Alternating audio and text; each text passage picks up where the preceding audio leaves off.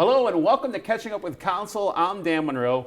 My guest today is Ward 9 Councilman Mr. Kevin Conwell. Councilman, thank you for joining me today. Thank you for having me. Thank you for having me. When did you first get elected to council? In 2001, November, I forgot the date, but it was November 2001.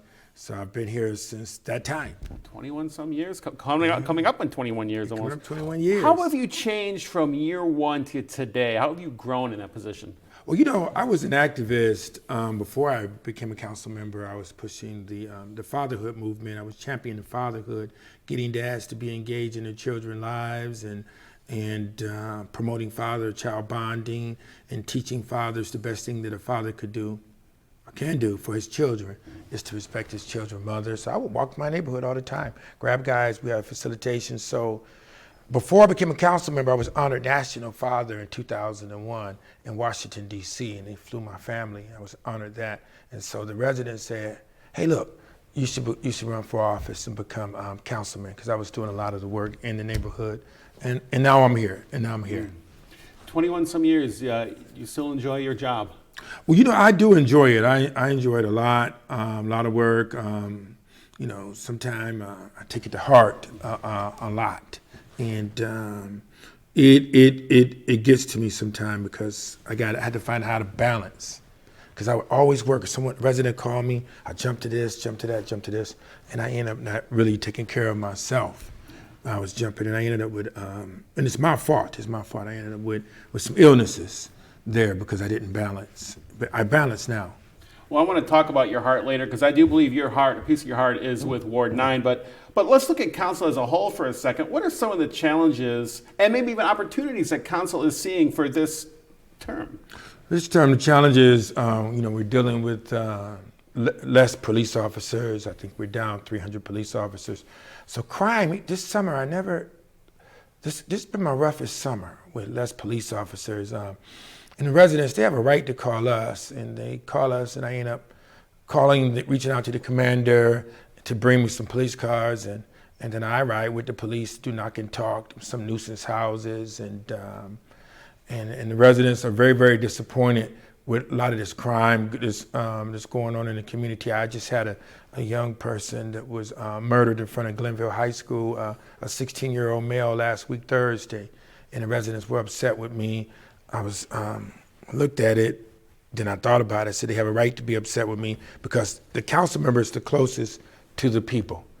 You know, sometimes we forget that we're the closest to the people. So the crime issue is very, very, very, very high. You know, homicides. I had a 14-year-old that was shot in her bed in 9707 Columbia, and then I have to deal with this 16-year-old that was murdered also on 113th Street and in St. Clair. So that stuff, it festers in you. Because you remember I told you I pushed the fatherhood movement, so I believe in fatherhood. And when I see a 14 and 16 years old, you ask me the right question, it festers in you, and you got to try to get some balance and try to get away. This is a question with no answer, but is there any kind of solution that you can see in the future for crime, for alleviating the crime that's going on? I don't know that there's an answer. You know, I was thinking about it in the neighborhood. You know, there's a lot of things we could do. The administration, you have to start cleaning up the community more. I mean, you know, you got trash and debris around. You have trash around the sewer line. Once you clean a neighborhood up, you tear down some of the abandoned houses. You clean the streets up. You take the graffiti down. Then people see hope, and you have safe routes to school, to and from school. Children see hope. But when they don't see this, and they're in the middle of this, then you have more chance of crime. that's going on. I think also when I was running the fatherhood group, I'll probably go back to start doing some of those things. We have the lack of fathers in the community, so you got to get the dads in the community and get them more engaged and start doing programming for fathers as well. And so the young boys know how to be a good father and a good man just by watching dad. So you need the fatherhood piece in there as well. Hope. If you can get that to spread, that can change anything. Right. Let's look at some of the opportunities facing the city of Cleveland as a whole this year or next coming years. What are some of the good things going on that could happen for the city? Well, we're doing some economic development in my ward. We have the Glen Village, where we have business incubators there. So we have people that live in the neighborhood that starting their own business, and they have their children working with them in Glen Village, which is located at 1400 East 105th Street. That's important. We're working on another project to bring Metro Health to the corner of 105 in Superior, which will bring in some more jobs, and it will increase our density in that area. Once you increase density, then I can bring in more economic development, because economic development and housing are directly correlated. With Glen Village, you also have some Fisher houses already opening up in your ward too. Talk about that, and talk about what the Fisher House does. Oh, the Fisher House is great. The Fisher House is similar to their niches, like the Ronald McDonald's house. And so with VA in the neighborhood, they're hiring some people too, by the way. We're gonna do a job fair with them.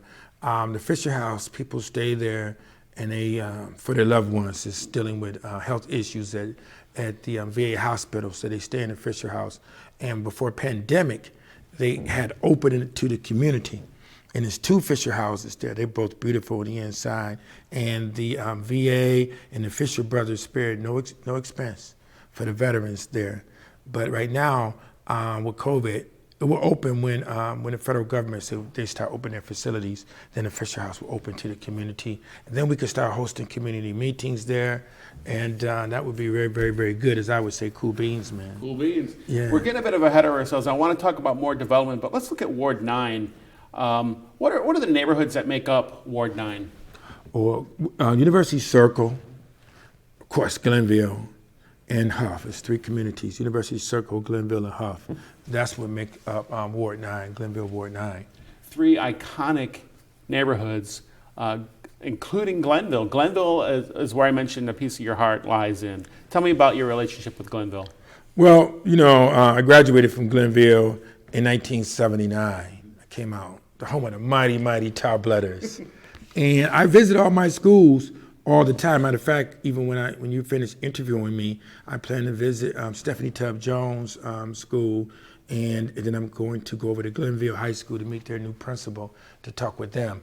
And I feel that when you walk into the schools as a councilman and as a man from that community, that the children should know you. And so the children get a chance to see me and talk with me, and so I talk with them about family, fatherhood, the whole 9 yards in the schools. So I love being there. I talk with the outreach workers, and they actually know me. The principal know me. I know the Principal Hayes and Michael R. White. I just talked with Principal Benson at new Stephanie Tubb Jones School.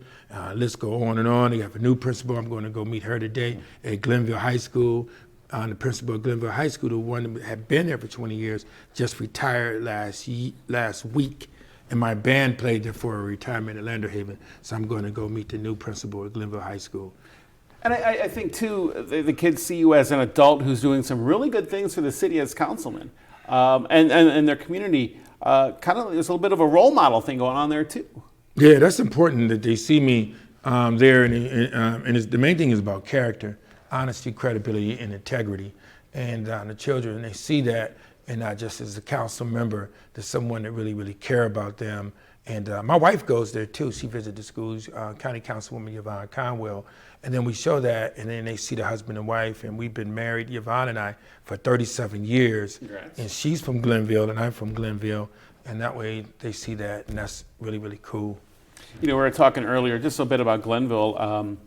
Their academics are fantastic, and their athletics are fantastic too. I mean, you look at what the football has put out for people going professional. All thanks to a man named Ted Ginn. Yeah, Ted Ginn is father figure to the children. When Matter of fact, he's down there today. Our Glenville football field is hundreds of children from the neighborhood that's there, and that helps me out to deal with idle hands. So he's down there with them working on football as well as track and other sports. But not just that. When people think about Ted Ginn, they think about football and sports, but he teaches character. So if you're playing football for him, you have to go home and practice, do your homework. He's teaching self-discipline. That's why, again, Academy is an all-male school, so he's teaching fatherhood, manhood, all those kind of things. And so that with the character that he's teaching of self-discipline.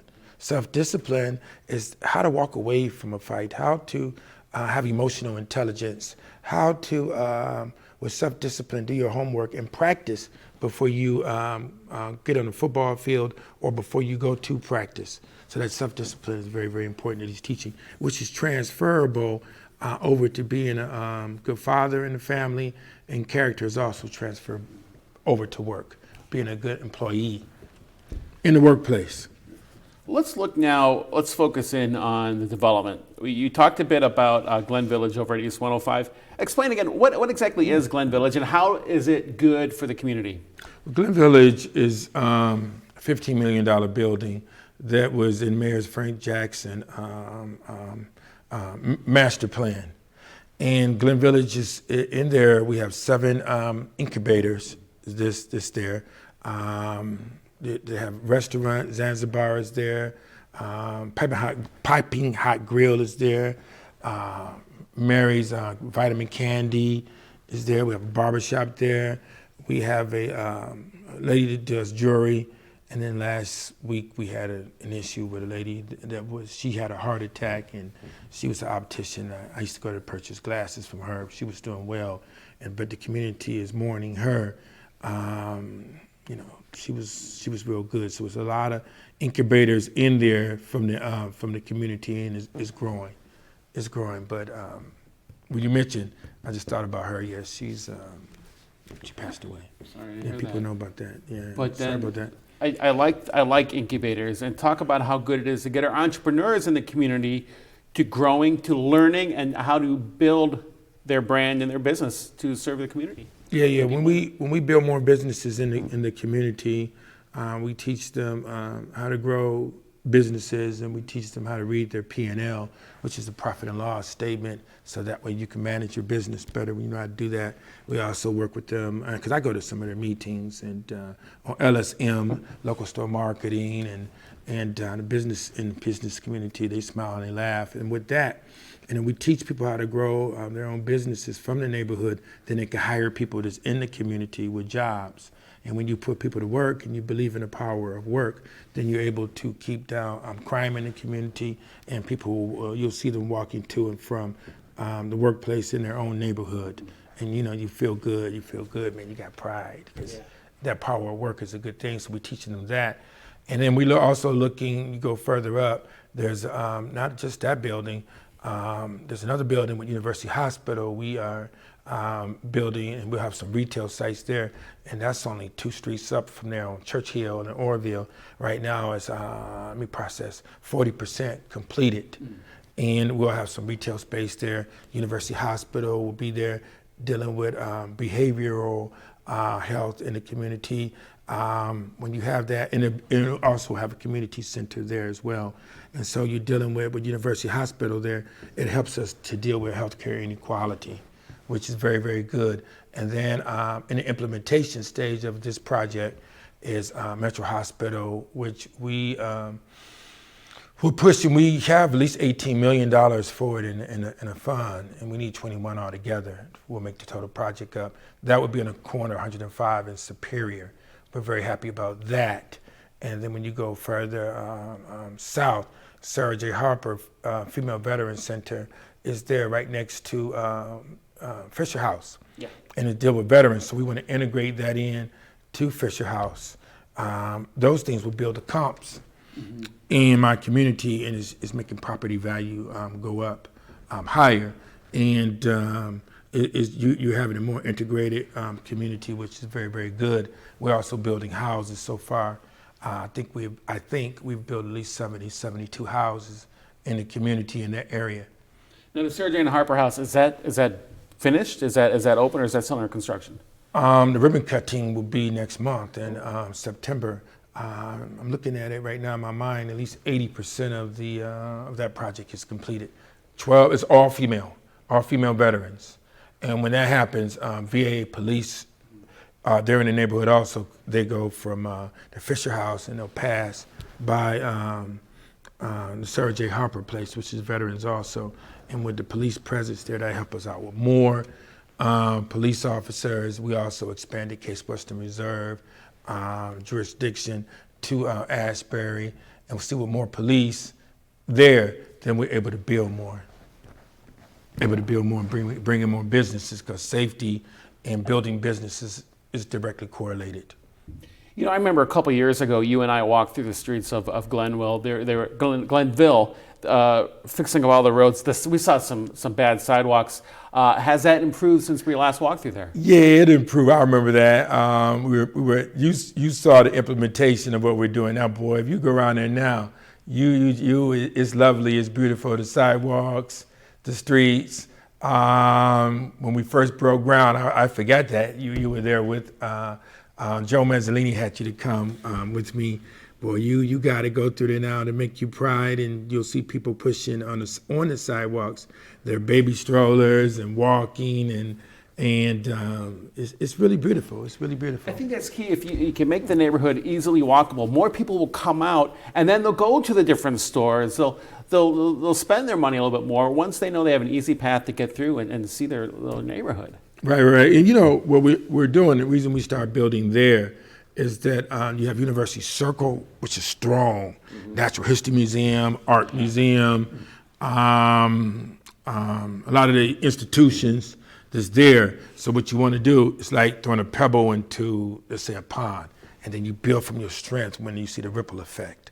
And so there, that area is right next to University Circle, and we're integrating it, and we're going north. Yeah. That's why we're doing a streetscape right now. It's a $23 million streetscape on East 105th Street. So straight up from the area up there, and then we build our infrastructure, and then we'll start building in more businesses there.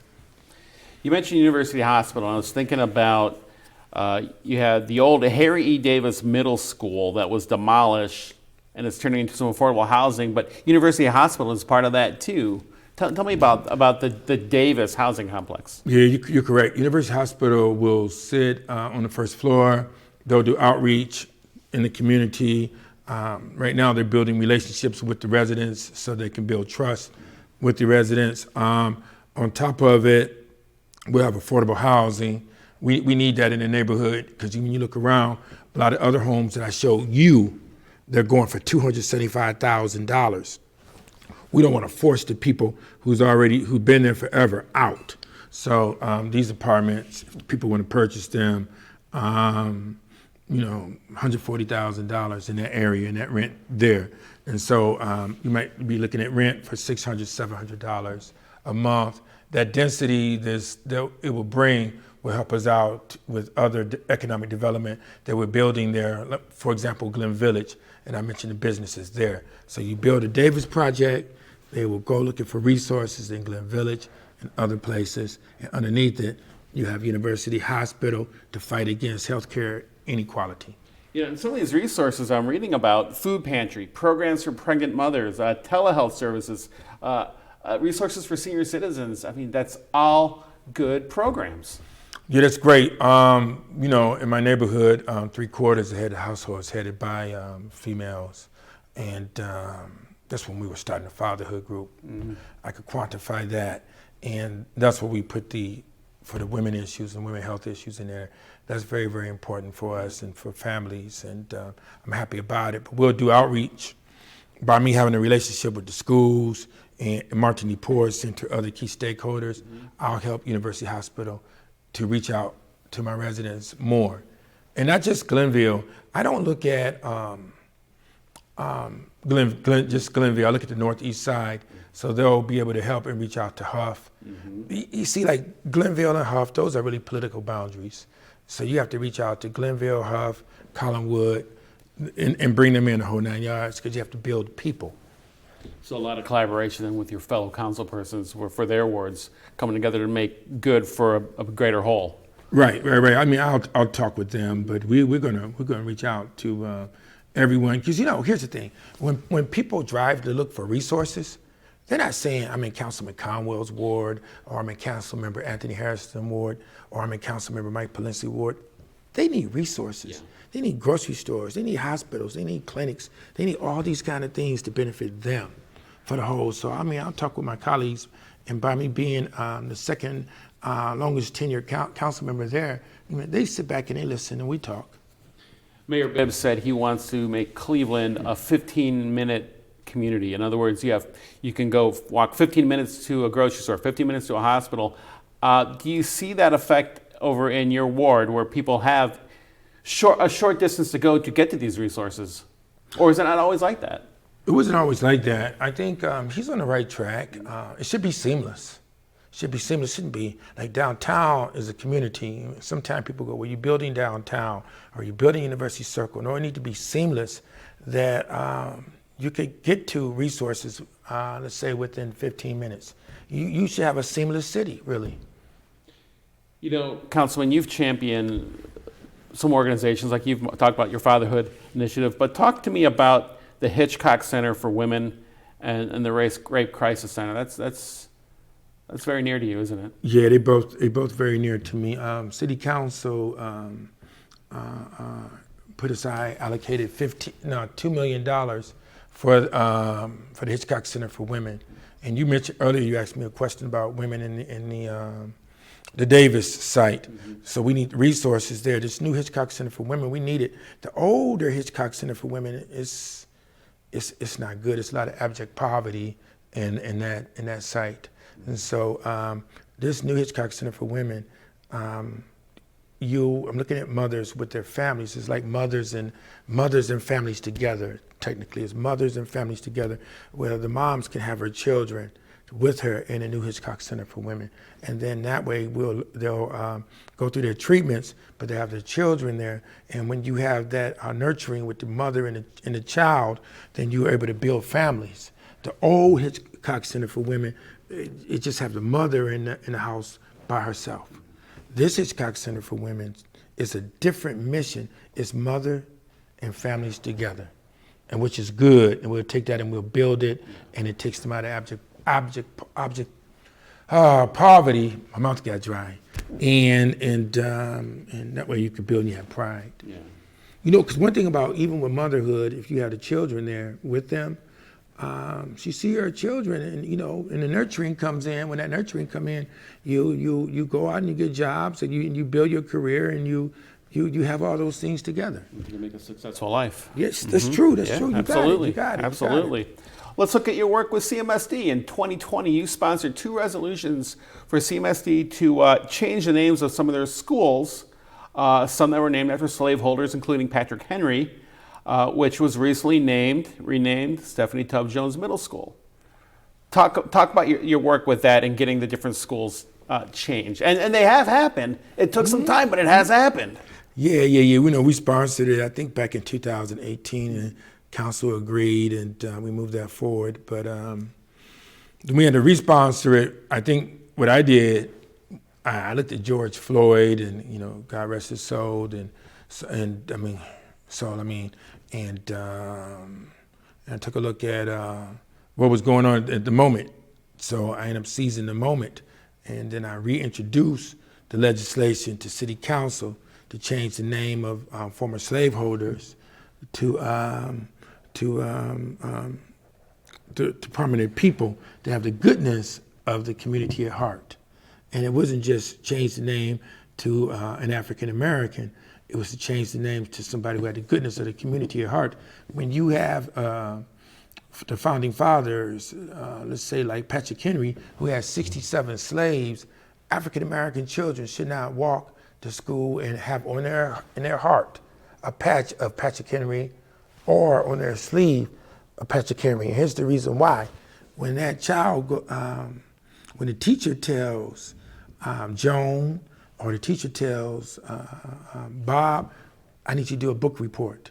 They go in and do a book report. and they come back and the teacher said, can you give me this book report? And this child was walking through a lot of abject poverty in the neighborhood, and this child feels a certain kind of way, demoralized when they have to sit and tell you that Patrick Henry, and I have him on my sleeve and on my heart right here, that he was a former slaveholder. He had my grandparents in slavery, okay, and he sold my grandparents in slavery, and I'm keeping his name alive or her name alive. So I feel that they need to have someone that's for the community, that's from the community, and have the goodness of the community at heart. And that person, the residents, where the CMSD did it, they had them to vote. I wanted Stephanie Tubb Jones, but I wasn't the one to just get out there to vote. I championed it, but the residents voted for who they wanted in all the schools, for the schools for the name change. And with Stephanie Tubb Jones grew up in Glenville and never left Glenville, except she went to Collinwood High School, by the way, but she didn't go to Glenville. That's another story. However, she walked Parkgate. She walked the streets of Ashbury. She walked St. Clair. She passed Durant. And the same walk that the children are walking today. So they see that she walked that walk, they can walk that walk too. And then when they see Stephanie Tubb Jones, they see a mother. She's a mother that looks just like their mother. And when they see that, they say, I can do that too. You see where I'm at? Mm-hmm. They see that, not someone that was a slaveholder, but they see someone that looked just like their mother, and they say, I can do that too. I could be a judge or a scientist or engineer or work for a TV station or own a business because I see this. Not seeing, children need to see success. Children need to see success every day, and they see that in Stephanie Tubb Jones. And when they see that success every day, it plants that seed in their mind that can just keep growing and growing, you know. So I think the school board also, CMSD, for that, and then that child now will be able to write a book report on someone who's from the community, for the community, and have the goodness of the community at heart. And as a positive role model. Right. Looking to Ward 9 as a whole, we've talked about some affordable housing. We've definitely talked about crime. And poverty. What are some of the biggest challenges still facing Ward 9? Or are those the four big ones? Well, you know, walking the neighborhood, I get an up-close view of what's going on. It gives me an up-close view. A sensitive ear, and I have a genuine concern also. And I see we have a lot to do with housing. I think council, we're going to meet Monday to discuss housing. How can we work with helping out to deal with this abject poverty that's over there and all throughout the city. You know, you got some people who have houses that's too cold in the wintertime and too warm in the summertime. You have lead that's in the community. Glenville is out of control with lead, which hurts us with cognitive behavior with the children. We need safe routes around the schools where grass needs to be cut and homes boarded up, and we deal with these side lots, open space lots. So it's a lot of issues that I'm looking at right now. You have crime, you hear gunshots, children go to sleep hearing gunshots, and that's not good. I remember I was with the commander, and we were on Austin, and we knocked on his door. We did our knock and talk. I was riding with the police, and the commander asked this girl, Commander Hill, he said, how do you go to sleep at night? She was a student at Glenville, and you hear gunshots. And she looked at us and she said, I'm used to it. Children shouldn't be used to that. They shouldn't be used to that. Hearing gunshots at night, that's not good. That's not good at all. You know, so a lot of issues and concerns. Safety is important. Mm-hmm. Yeah, it's not good. How can people get a hold of you if they need to get a hold of you? I'm sure many know how to reach out to Councilman Conwell, but if they don't, how can they reach you? Well, several ways. You know, I walk the neighborhood a lot. Residents pull over. I walked this morning and pulling over, talking with me. We meet at True Vine Baptist Church. I forgot the address of the church. But True Vine, you know, if you're from Glenville, you just go to it. Yeah. And that's every third Thursday from 5:30 to 7 o'clock. You know, residents can meet me there. I'm also dropping flyers. I worked Joe Mazzolini real hard, writing flyers for me, and we walked the neighborhood and we push flyers. So we have a lot of different events in the neighborhood. So I'm very, very accessible. We'll have through events in the community, through visiting their schools, their parent-teacher conference. They look up, they see me there, and we meet at True Vine Baptist Church every third Thursday. So I'm out there.